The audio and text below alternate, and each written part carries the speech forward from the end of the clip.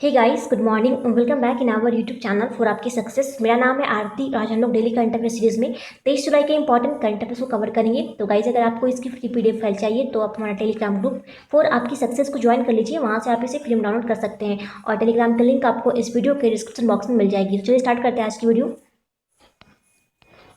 हमारा first question है, मध्य प्रदेश के किस राज्यपाल का हाल ही में 85 वर्ष की आयु में निधन हो गया?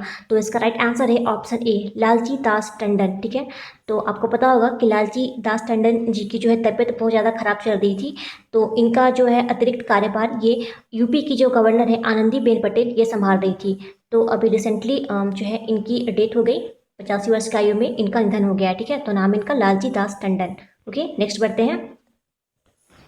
क्वेश्चन नंबर 2 है, अंतर्राष्ट्रीय क्रिकेट परिषद यानी कि आईसीसी ने हाल ही में किस टूर्नामेंट को इस साल स्थगित करने का फैसला लिया है? तो इसका राइट आंसर है option B, men's T20 world cup. ठीक है, तो कोविड-19 की वजह से इस बार आईसीसी ने हाल ही में इस मेंस T20 वर्ल्ड कप को स्थगित करने का फैसला लिया है। ओके, और ये जो होना था ये ऑस्ट्रेलिया में इसका आयोजन करना था मेंस T20 वर्ल्ड कप का।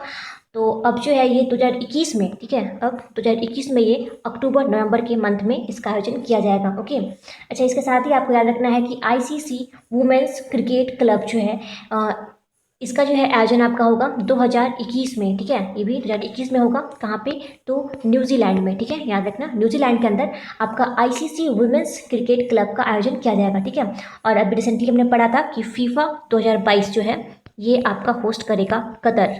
कब? तो 2022 में। ये भी आपको याद रखना है। नेक्स्ट बढ़ते हैं। क्वेश्चन नंबर 3 है, विश्व बैडमिंटन संघ यानी कि BWF ने अध्यक्ष पद के कार्यकाल को निम्न में से कितने बार के लिए सीमित करने का फैसला लिया है? तो इसका राइट आंसर है ऑप्शन डी, 4 बार के लिए। ठीक है, तो याद रखना कि विश्व बैडमिंटन संघ ने अध्यक्ष पद के कार्यकाल को 4 बार के लिए सीमित करने का इसने फैसला लिया है। ठीक है, अच्छा, बात करें विश्व बैडमिंटन संघ की, तो इसका जो फॉर्मेशन है वो हुआ था 1934 में। ओके, और इसका जो हेडक्वार्टर है वो है कुआलालंपुर। ठीक है, जो कि मलेशिया में है। ओके, और इसके जो अध्यक्ष हैं उनका नाम है पॉल एरिक लॉरसेन। क्या नाम है? Paul Erik Laursen. और अभी रिसेंटली BWF ने अपना ब्रांड एम्बेसडर जो नियुक्त किया है उनका नाम था उनका नाम है PV सिंधु। ठीक है, याद रखना, PV सिंधु को BWF ने अपना ब्रांड एम्बेसडर नियुक्त किया था। ठीक है, नेक्स्ट बढ़ते हैं। क्वेश्चन नंबर 4 है, किस राज्य सरकार ने अनुसूचित जातियों के सर्वांगीण विकास के लिए नवीन रोजगार छतरी योजना शुरू की है? तो इसका राइट आंसर है ऑप्शन सी, उत्तर प्रदेश। ठीक है, तो उत्तर प्रदेश के जो मुख्यमंत्री हैं योगी आदित्यनाथ, इन्होंने अपने राज्य के अंदर अनुसूचित जाति के विकास के लिए और उन्हें रोजगार मुहैया कराने के लिए ये नवीन रोजगार छतरी योजना की इन्होंने शुरुआत करी है। ठीक है, अच्छा, यूपी की जो कैपिटल है वो है लखनऊ, जो कि गोमती नदी के किनारे स्थित है। ये भी आपको याद रखना है। और लखनऊ जो है वो हमारे रक्षा मंत्री राजनाथ सिंह की जो है वो कॉन्स्टिट्यूएंसी है। ठीक है, अच्छा, रिसेंटली जो है उत्तर प्रदेश की गवर्नमेंट ने कहा था कि ये अपने यहाँ सड़क के दोनों ओर, ठीक है, 800 किलोमीटर तक जो है इसे हर्बल सड़क के रूप में विकसित करेंगे। ठीक है, यानी कि सड़क के दोनों ओर जो है हर्बल पेड़ पौधे लगाए जाएंगे। ओके, इसके साथ ही यूपी के की जो गवर्नमेंट है इन्होंने अन्नपूर्णा पोर्टल, आपूर्ति पोर्टल, प्रवासी राहत मित्र एप्लीकेशन और इन्होंने प्रवासन आयोग की स्थापना करी है। ठीक है, साथ ही आपको बता दें कि उत्तर प्रदेश जो है ये वर्चुअल अदालतों के जरिए सुनवाई करने वाला देश का पहला राज्य है। ठीक है, इसके साथ ही जियो कम्युनिटी किचन को शुरू करने वाला भी पहला राज्य बना था उत्तर प्रदेश। और पहले जो ट्रांसजेंडर यूनिवर्सिटी है वो भी आपकी यूपी के कुशीनगर में बनेगी। और पहला जो पुलिस यूनिवर्सिटी है वो भी आपका उत्तर प्रदेश के ग्रेटर नोएडा में बनेगा। ठीक है, और देश का पहला हाथी अस्पताल जो है वो भी आपका मथुरा में बनेगा। ठीक है, यूपी की मथुरा में बनेगा देश का पहला हाथी अस्पताल। ओके, नेक्स्ट पढ़ते हैं। क्वेश्चन नंबर 5 है, ऊर्जा दक्षता को बढ़ाने और इलेक्ट्रिक मोबिलिटी को बढ़ावा देने हेतु केंद्रीय ऊर्जा मंत्री RK सिंह ने किस शहर के चेम्स फोर्ड क्लब में भारत के पहले सार्वजनिक EV यानी कि इलेक्ट्रिक वाहन चार्जिंग प्लाजा का उद्घाटन किया? तो ये किया गया है दिल्ली के अंदर। ठीक है, तो याद रखना कि दिल्ली के अंदर जो हमारे केंद्रीय ऊर्जा मंत्री हैं RK सिंह, इन्होंने चेम्सफोर्ड क्लब में भारत के पहले सार्वजनिक इलेक्ट्रिक वाहन चार्जिंग प्लाजा का इन्होंने उद्घाटन किया है। ओके, अच्छा, बात है दिल्ली की, तो दिल्ली के जो सीएम उनका नाम है अरविंद केजरीवाल, और यहाँ के जो लेफ्टिनेंट गवर्नर है उनका नाम है अनिल बैजल। ओके। अच्छा, इसके साथ ही आपको याद रखना है कि दिल्ली के अंदर 10,000 बेड वाला एक अस्पताल बनाया गया था, देश का सबसे बड़ा अस्पताल, ठीक है, और इसका नाम रखा गया था Sardar Patel Covid care centre. ठीक है, याद रखना कि इसका रखा गया है नाम Sardar Patel Covid care centre, और ये देश का सबसे बड़ा जो है कोविड 19 से निपटने के लिए सबसे बड़ा जो है अस्पताल यहाँ पे बनाया गया था दिल्ली में। ठीक है, और यहाँ पे 10,000 बेड की सुविधा दी गई थी। ओके। इसके साथ ही दिल्ली के अंदर जो है प्लाज्मा बैंक जो है यहाँ पे खोला गया है। ठीक है, और यहाँ पे दिल्ली में सीरो सर्वे की भी जो है शुरुआत की गई थी, और यहाँ पे एक 5T नामक एक प्लान को चलाया गया था। ठीक है, और साथ ही यहाँ पे एक शील्ड एप्लीकेशन को भी लॉन्च किया गया है। ठीक है, नेक्स्ट बढ़ते हैं। क्वेश्चन नंबर 6 है, असम सरकार ने घोषणा की है कि राज्य में हाल ही में आई बाढ़ में किस राष्ट्रीय उद्यान के 108 जानवरों की मौत हो गई। तो इसका राइट आंसर है ऑप्शन बी, काजीरंगा राष्ट्रीय उद्यान। ठीक है, तो इस उद्यान के अंदर जो है ये 108 जानवरों की मौत हो गई है यहाँ पे आई बाढ़ की वजह से।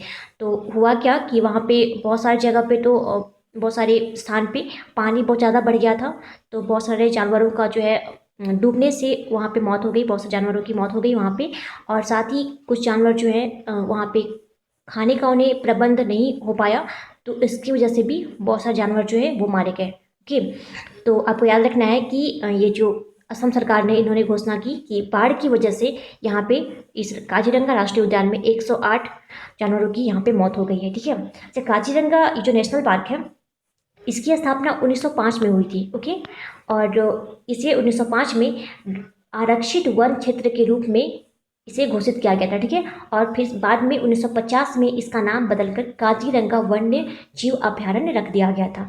और ये जो काजीरंगा राष्ट्रीय उद्यान है ये आपका एक सींग वाले गैंडे के लिए फेमस है, ये भी आपको याद रखना है। नेक्स्ट बढ़ते हैं।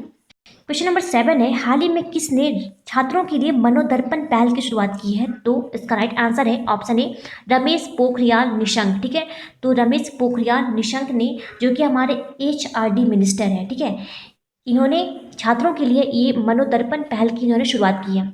ये क्या है, तो इसमें कोविड-19 के दौरान एवं बाद में छात्रों के मानसिक स्वास्थ्य एवं कल्याण के लिए ये मनोसामाजिक सहायता इसमें जो है ये दी जाएगी इसके अंदर। ठीक है, इसके साथ ही आपको बता दें कि ये जो हमारे HRD मिनिस्टर हैं रमेश पोखरियाल निशंक, इनकी कॉन्स्टिट्यूएंसी है हरिद्वार। ठीक है, और इन्होंने रिसेंटली एक युक्ति नामक पोर्टल को भी इन्होंने लॉन्च किया था, ये भी आपको याद रखना है। नेक्स्ट बढ़ते हैं। क्वेश्चन नंबर 8 है, हाल ही में किस राज्य या यूनियन टेरिटरी के अंदर प्लाज्मा दान अभियान की शुरुआत की गई है। तो इसका राइट आंसर है दिल्ली। ठीक है, तो दिल्ली के अंदर ये अभी हाल ही में ये प्लाज्मा दान अभियान की शुरुआत की गई है। ये क्या है, तो देखिए हमारे हेल्थ मिनिस्टर जो हैं डॉक्टर हर्षवर्धन, इन्होंने नई दिल्ली के अंदर ये प्लाज्मा दान अभियान की इन्होंने शुरुआत करी थी, और इस पर दिल्ली पुलिस के जो है 32 जवान, ठीक है, दिल्ली पुलिस के 32 जवानों ने प्लाज्मा दान किया था। ठीक है, अच्छा, आपको याद रखना है कि दुनिया का सबसे बड़ा प्लाज्मा थेरेपी टेस्टिंग कार्यक्रम, जिसे कि हम लोग प्लैटिना प्रोजेक्ट के नाम से जानते हैं, ये कहाँ बना है, तो ये बना था महाराष्ट्र में। ठीक है, याद रखना महाराष्ट्र के अंदर जो है ये दुनिया का सबसे बड़ा प्लाज्मा थेरेपी टेस्टिंग कार्यक्रम, जिसे कि हम लोग प्लैटिना प्रोजेक्ट के नाम से जानते हैं, ये बना है महाराष्ट्र में। ओके, और साथ ही हमारे देश का जो है सबसे पहला प्लाज्मा थेरेपी जो है इसकी शुरुआत कहाँ की गई थी, तो ये हुई थी केरला में। और अगर पूछे कि किस सरकारी अस्पताल में सबसे पहले जो है प्लाज्मा थेरेपी की शुरुआत की गई है, तो ये हुई थी किंग जॉर्ज हॉस्पिटल, जो कि उत्तर प्रदेश में है। ठीक है, तो आपको ये भी याद रखना है। नेक्स्ट बढ़ते हैं।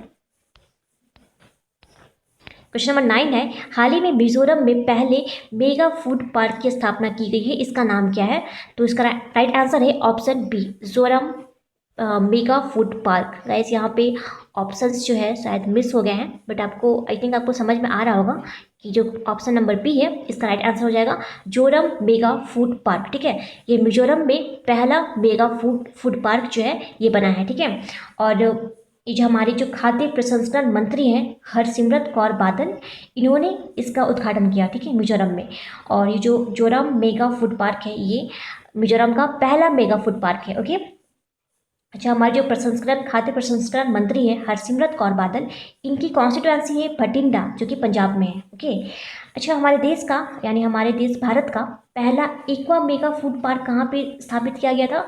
तो वो खुला था आपका आंध्र प्रदेश में। ये भी आपको याद रखना है, आंध्र प्रदेश के अंदर हमारे देश भारत का पहला एक्वा मेगा फूड पार्क जो है ये बना था। ठीक है।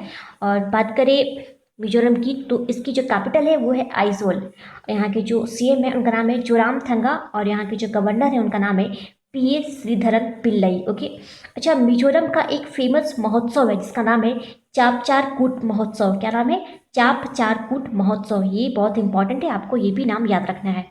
नेक्स्ट बढ़ते हैं। क्वेश्चन नंबर 10 है, हाल ही में किस राज्य या यूनियन टेरिटरी में मुख्यमंत्री घर घर राशन योजना की शुरुआत की गई है? तो इसका राइट आंसर है ऑप्शन ए दिल्ली। ठीक है। तो दिल्ली के अंदर ये मुख्यमंत्री घर घर राशन योजना की शुरुआत की गई है। इसमें राशन की होम डिलीवरी की जाएगी और साथ ही इसे केंद्र सरकार की one nation one ration card से इसे जोड़ा जाएगा। ठीक है। अच्छा, दिल्ली के अंदर जो है अभी यहाँ पे दिल्ली में स्टूडेंट्स के लिए एक लीड पोर्टल को यहाँ लॉन्च किया गया है। ठीक है, ये भी आपको याद रखना है। और साथ ही दिल्ली के अंदर एनटीपीसी और आईओसी यानी कि इंडियन ऑयल कॉरपोरेशन ने कहा है कि ये दिल्ली के ओखला में वेस्ट टू एनर्जी प्लांट को स्थापित करेंगे। ठीक है। और साथ ही आपको एक और पॉइंट याद रखना है कि यहाँ पे 10 जुलाई से 26 जुलाई तक पौधे लगाओ और पर्यावरण बचाओ नामक अभियान चलाया जा रहा है। और दिल्ली से एक और पॉइंट याद रखना आप कि यहाँ पे एक एक्सेस कोरोना एप्लीकेशन को भी लॉन्च किया गया है। क्या नाम है? Access corona application. ठीक है। तो आज के जो करंट अफेयर्स है इसमें 3 क्वेश्चंस दिल्ली से लिए गए थे। ठीक है। नेक्स्ट बढ़ते हैं। क्वेश्चन नंबर 11 है, हमारा आज का लास्ट क्वेश्चन है, हाल ही में सूरज कदे मर्दा नहीं नामक पुस्तक को किसने लिखा है? तो इसका राइट आंसर है ऑप्शन सी बलदेव सिंह कदाकरमन। ठीक है। तो बलदेव सिंह कदाकरमन ने अभी रिसेंटली इन्होंने एक बुक लिखी है जिसका नाम है सूरज कदे मर्दा नहीं। ठीक है।